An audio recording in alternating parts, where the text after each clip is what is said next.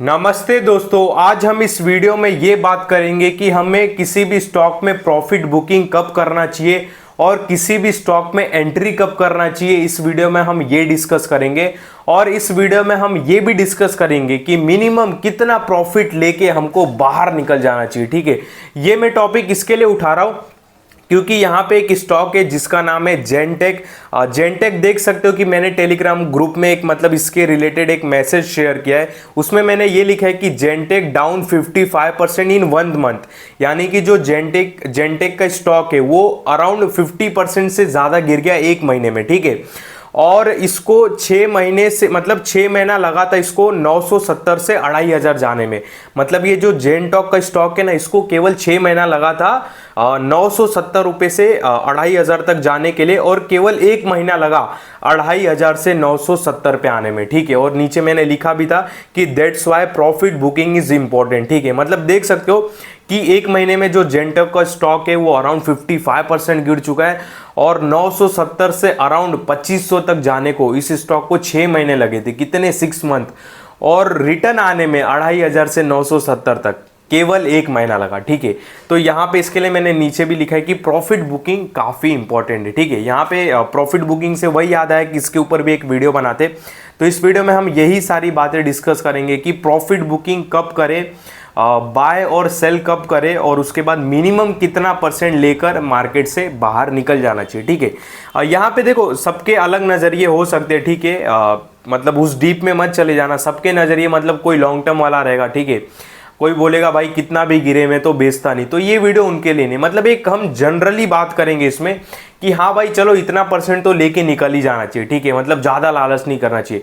वैसे देखा जाए तो डबल लेके निकलो, क्या गलत है? ट्रिपल लेके निकलो अगर होल्डिंग पावर ज़्यादा है। ठीक है, वैसा देखा जाए तो आदमी कितना भी लेके निकल सकता है प्रॉफिट बुकिंग, पर एक जनरली बताओ कि इतना तो लेके निकलना चाहिए। ठीक है, इस वीडियो में हम वही चर्चा करने वाले। ठीक है, यहाँ पे इस पेज को हटा देता हूँ बिकॉज सेबी का रूल है, तो ये वाला पेज में ओपन कर देता हूँ। ठीक है, तो यहाँ पे देखो अगर बात करें कि प्रॉफिट बुकिंग कब करें, मेरा क्या व्यू है, मिनिमम 30% किसी भी स्टॉक में या 30% से ऊपर 30-40% लेके किसी भी स्टॉक में निकलना चाहिए। ठीक है, ये मेरा व्यू है। अब बहुत लोग बोलेंगे कि यहाँ पे 30 ही 40% क्यों, 50% क्यों नहीं? 50 भी हो सकता है। ठीक है, पर मेरा क्राइटेरिया मिनिमम 30 से 40% है। ठीक है, तो 30-40% अगर मेरे को किसी भी स्टॉक में मिलता है और मेरे को प्रॉफिट बुकिंग करना है, अगर मेरे को लग रहा है कि ये पैसा कहीं और पे लगाना है, तो मिनिमम मैं तो 30-40% लेके निकलूंगा पहली बार। ठीक है, अब बहुत लोग यहाँ पे ये बोलेंगे कि भाई मिनिमम 30-40% ही क्यों, 60% क्यों नहीं, 70% क्यों नहीं? देखो यहाँ पे अगर देखो मैं एफडी की बात करूँ तो एफडी आजकल हमको 6 से 7% का रिटर्न देता है। वहीं पे फिर मैं म्यूचुअल फंड की ओर आऊँ तो म्यूचुअल फंड मिनिमम 12-15-20%। ठीक है, मैं मान रहा हूँ अभी के म्यूचुअल फंड तो 40-50% तक रिटर्न दे रहे 1 ईयर का। ठीक है, क्योंकि मार्केट एक बुल रन में था, तो मार्केट हमेशा वो पोजीशन में नहीं रहता। ठीक है, एक म्यूचुअल फंड का फेस है कि मिनिमम 20% 22% देता है। तो मैं ये सोच के चलता हूँ कि भाई जब हम किसी स्टॉक में रिस्क ले रहे, ठीक है, किसी स्टॉक के एनालिसिस कर रहे हैं, उस पर पैसा लगा रहे, उस पर टाइम दे रहे, ठीक है, उस पर हम मतलब उसको होल्डिंग भी रख रहे, मार्केट जब गिर रहा है डर भी नहीं रहे, ऐड भी कर रहे। ठीक है, तो ये सारे जब मैं मेहनत कर रहा हूँ किसी एक स्टॉक पे, कितने भी स्टॉक हो सकते हैं। ठीक है, तो भाई मिनिमम तो मैं म्यूचुअल फंड से ज़्यादा रिटर्न लेके निकलूँ, कम से कम 30% तो लेके निकलूँ। ठीक है, वैसे तो लोग निकलने को लेके भाई कोई 60% लेके निकल जाए। ठीक है, पर मिनिमम तो इतना लेके निकलना चाहिए। ठीक है, यहाँ पे आवाज़ आ रहा है कुछ, वो जाने दो, फिर मैं कंटिन्यू करता हूँ। ठीक है, तो यहाँ पे मिनिमम वही 30 से 40% लेके निकलना चाहिए, क्योंकि जो म्यूचुअल फंड के रिटर्न रहते हैं वो मिनिमम 20-22% रहते हैं। तो भाई मैं जब स्टॉक में किसी में मेहनत कर रहा हूँ, रिस्क लेके ट्रेड ले रहा हूँ, डिलीवरी ट्रेड मतलब ऑप्शन ट्रेडिंग की नहीं बात कर रहा हूँ, मतलब मैं उसको होल्ड कर रहा हूँ 6 महीना 7 महीना, और मिनिमम देखो कोई स्टॉक आपको अगर 30-40% का रिटर्न दे रहा है तो मिनिमम उसको लगता ही है कम से कम 8-9 महीने।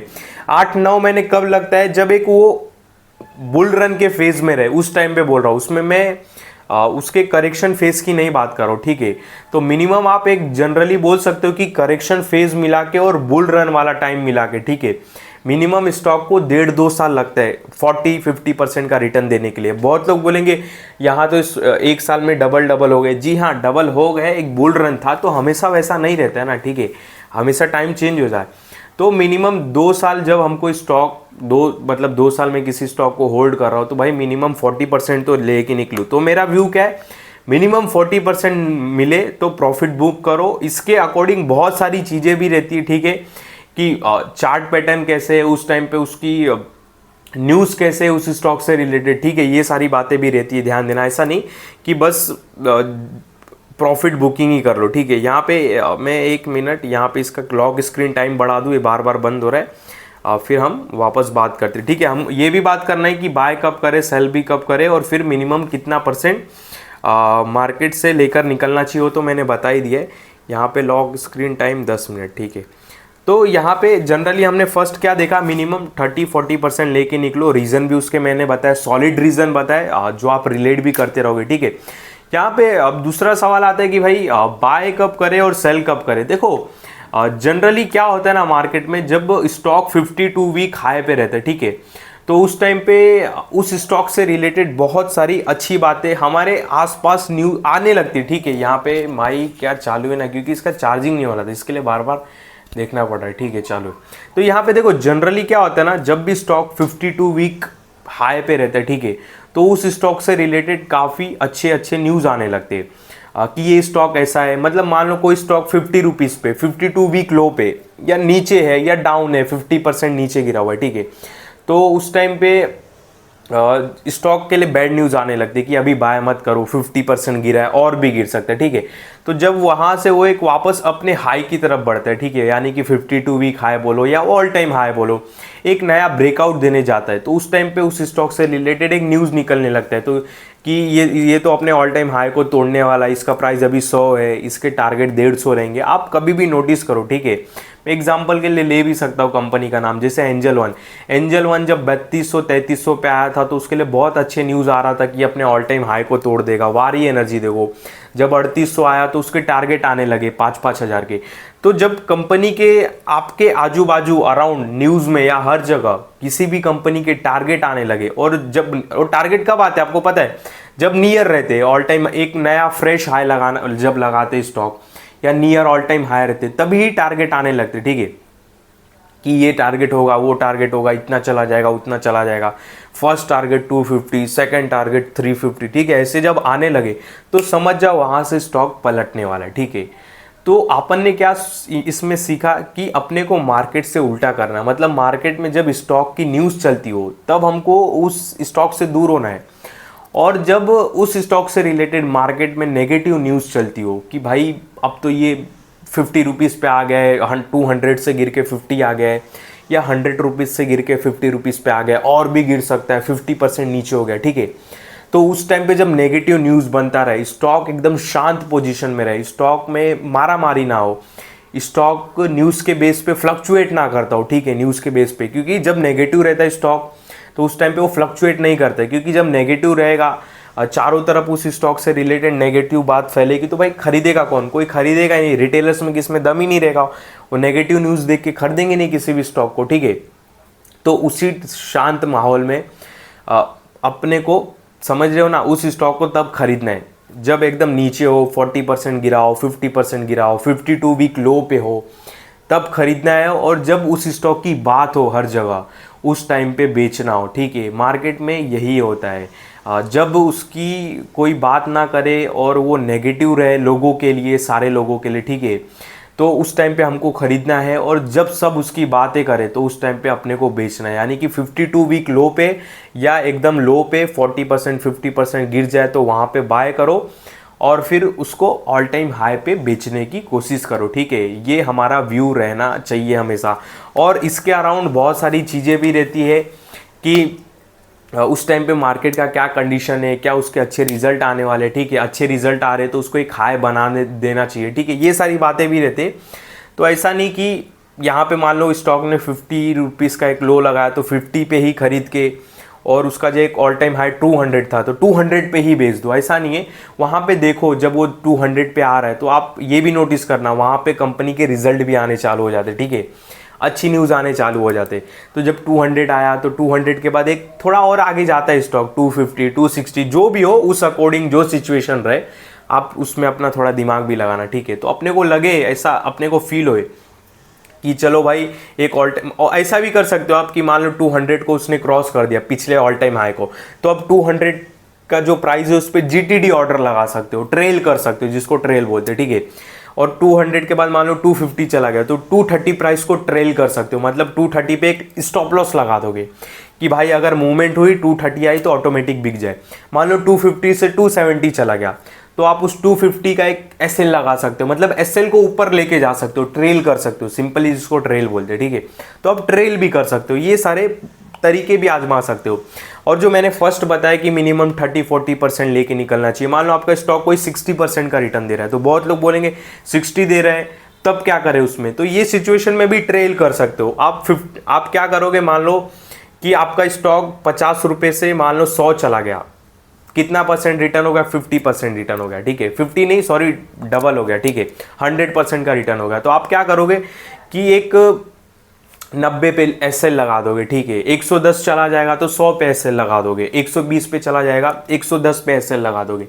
तो जैसे जैसे प्राइस ऊपर जाएगा आपका एसएल भी ऊपर के साइड बढ़ते रहेगा, तो इससे हम सेफ भी रहेंगे प्लस प्रॉफिट बुकिंग भी हमारा हो जाएगा, ठीक है। तो ये काफ़ी सिंपल, ईजी और अच्छा तरीका है। और एक बात याद रखना, मार्केट में हमेशा यही रहता है, जो हमने सेकंड टॉपिक पे बात किया कि बाय कब करे सेल कब करे, कभी भी नोटिस करो कि स्टॉक में जब भी नेगेटिव न्यूज़ रहता है कोई उसको पूछता नहीं है, और जब ऊपर जाता है तो उसकी सब बातें करते हैं, और अचानक से थोड़े दिन बाद पता चलता है कि वो स्टॉक वापस गिरने लगा, ठीक है। तो ये ऐसे ही होता है। क्या होता है ना, जो बैड न्यूज़ रहता है वो बड़े लोग निकालते हैं। क्यों निकालते हैं? क्योंकि उनको हमेशा शांत माहौल में बाय करना होता है। वो कभी भी फ्लक्चुएट मार्केट में बड़े लोग बाय नहीं करते। ध्यान देना, जब स्टॉक को कोई नहीं पूछता हो, स्टॉक के लिए मतलब सारी दुनिया जब नेगेटिव हो जाए तो स्मार्ट लोग तभी बाय करते, क्योंकि उनको मन पसंदीदा रेट पे स्टॉक मिल जाता है। अगर वो स्टॉक न्यूज़ में रहेगा तो वो तो डेली 5% ऊपर या 3% ऊपर या 5% नीचे तो फ्लक्चुएट करता रहेगा। तो वो ये सारे झंझट में वो खरीदते नहीं स्टॉक को, क्योंकि उनका जो एवरेज प्राइस है, वो स्मार्ट लोग हैं, हमेशा वैल्यू देख के बाय करते, ठीक है। तो वो उनका जो प्राइस वो मन में रहेगा उनके, तो प्राइस पे मिलेगा ही नहीं, समझे बात को। तो हमेशा वो शांत माहौल पे लेते हैं, और जब स्टॉक की हर जगह बात होता हो, ठीक है, तो उस टाइम पे वो बेचते, क्योंकि जब हर समय मतलब जब सब बात कर रहे हैं उस स्टॉक की, मतलब सब लोग उसको लेने के लिए तैयार है। अब सब लेने के लिए तैयार है तो भाई पलट दो माल, स्टॉक ज़्यादा गिरेगा भी नहीं और प्रॉफिट भी हो गया, मतलब नीचे खरीदा और ऊपर बेच दिया, बात खत्म। ऐसा ही करना चाहिए, ठीक है। तो ये अपन ने ये भी सीख लिया कि प्रॉफिट बुकिंग कब करे, मिनिमम कितना करना चाहिए, फर्स्ट हमने वो सीखा। फिर सेकंड ये हमने सीखा कि बाय कब करे और सेल कब करे, ठीक है। तो ये मेरा व्यू है। देखो, इसमें बहुत लोगों के बहुत सारे ये भी राय रहेंगे कि भाई 60% ही क्यों नहीं लेके निकले, 70। तो देखो, लेके निकलने को कितना भी लेके निकल सकते हो, ठीक है। वैसे देखो, ज़मीन है तो हमारे मन में रहता है ना कि 4-5 लाख ऊपर मिला तो बेच देंगे, 10 लाख ऊपर मिला तो बेच देंगे, ठीक है। तो एक मन में कोई तो प्राइस देखो ठानना ही है, कभी ना कभी प्राइस, ठीक है। ऐसा कसम तो नहीं खाना है कि भाई बेचेंगे नहीं, ऐसा तो है नहीं यार। देखो, प्रॉफिट बुकिंग है, इंपॉर्टेंट है। प्रॉफिट बुकिंग नहीं करोगे तो आपको दूसरे स्टॉक का एक्सपोजर कैसे मिलेगा, ठीक है। दूसरे स्टॉक में कैसे पैसा डालोगे। अब मैंने रिसेंटली कुछ आईटी कंपनी में बुक किया और फिर ब्रोकिंग कंपनी में मैं गया, ठीक है। तो एक एक्सपोजर मिलता है, ठीक है, ब्रोकिंग कंपनी इतनी गिरती है, इसमें इतना ग्रोथ है, इसमें भी इतना ग्रोथ है, ठीक है। मैं लार्ज कैप से मिड कैप में शिफ्ट हो गया, ठीक है। तो जब तक वो नहीं होंगे तो सीखने के लिए भी नहीं मिलेगा, ठीक है। तो कभी ना कभी करना ही है प्रॉफिट बुकिंग। वो आपका एक नज़रिया है कि आप कितने % पे करते हो, मेरा ये नज़रिया बता दिया, ठीक है। और प्रॉफिट बुकिंग करना बहुत ही अच्छी बात होती है, क्योंकि आप करोगे तो भाई घर पे तो पैसा लेके जाओ। अब एफआईज थोड़ी ना पागल है कि 3 लाख करोड़ का माल बेच दिए, प्रॉफिट बुक कर दिए।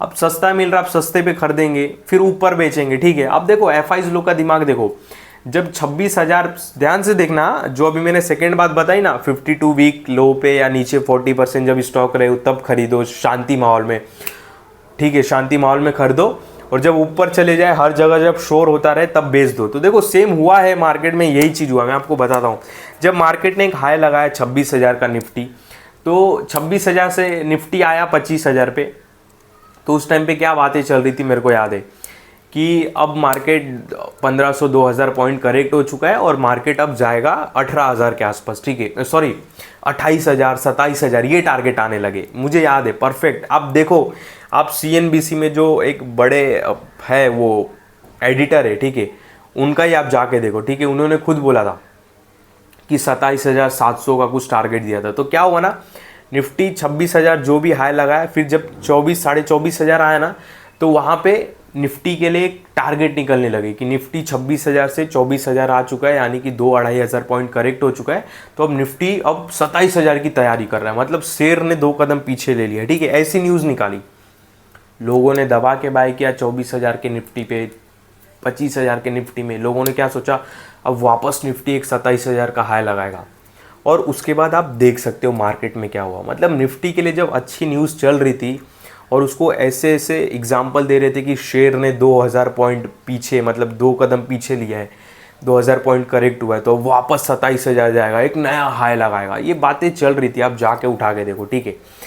और क्या हुआ आपके सामने है, जो भी अभी मार्केट में करेक्शन हो रहा है, ठीक है। और अभी क्या कंडीशन है, अभी मार्केट गिर चुका है, अभी कोई बात नहीं कर रहा है, सब गाली दे रहे। अगर आप किसी को भी बोलोगे स्टॉक मार्केट के बारे में, भाई करेक्ट हो चुका है, थोड़ा तो पैसा लगा, गाली देंगे। अब कोई नहीं बात कर रहा है, जबकि आप कोई भी अच्छा स्टॉक उठा के देखो और उसका 2 मिनट 3 मिनट का चार्ट फ्रेम उठाना, आपको देखने के लिए मिलेगा बड़ी बड़ी कैंडल ग्रीन ग्रीन। वो बाइंग ही बड़े लोगों की बाइंग है, ठीक है, वो स्मार्ट लोगों की बाइंग है। समझे? आप कोई अच्छा स्टॉक उठाओ। और हाँ, अच्छे स्टॉक से याद है, जो भी ये बातें मैंने बताई कि प्रॉफिट बुकिंग कब करे, 52 वीक लो और 40% लो पे उठा के, 50% लो पे उठा के टॉप पे बेचो, ठीक है। ये केवल सारी बातें मैंने अच्छे ही स्टॉक के लिए बात की, ठीक है, जिसका ROC अच्छा हो, net profit all time high पे हो, रिजर्व काफ़ी अच्छा हो, डेब्ट टू इक्विटी रेशियो काफ़ी अच्छा हो। ध्यान देना, ठीक है, मैं किसी भी बुरे स्टॉक के लिए नहीं बोल रहा हूँ जो घसा बटा हो, और माइक्रो स्मॉल स्टॉक के लिए भी बात नहीं कर रहा हूँ, केवल अच्छे mid cap, small cap, large cap के स्टॉक के लिए सारी बातें बोल रहा हूँ। तो ध्यान देना, ठीक है, ये बात भी ध्यान देना। तो जनरली मार्केट में ऐसा ही होता है, ठीक है।